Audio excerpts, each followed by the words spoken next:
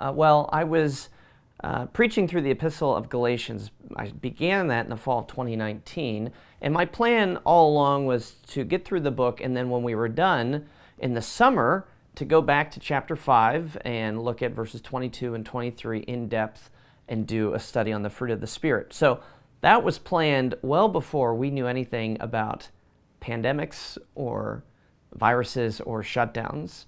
But in God's providence, a series where we got to study in a focused way Christian virtue, I think, and I hope, was beneficial for our congregation, as we were all dealing with a lot of sinful emotional responses at that time. There was fear, of course, despair, anger, certainly a lack of love in many instances towards people who held differing views on a whole host of topics.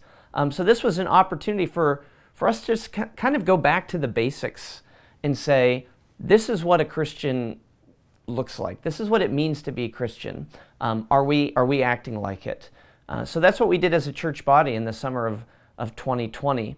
And the responses I got to that were encouraging from people who were sitting under those sermons, and not only people in the congregation, but even people who were tuning in online and watching the live stream, because that was when we started having live stream at our church services also. So I got a few comments from people asking if I would take what was initially sermonic material and turn it into a book. So it was not until about the next year, spring of 21, that I approached the good folks at Banner of Truth about the project, and now here we are, and it's in print.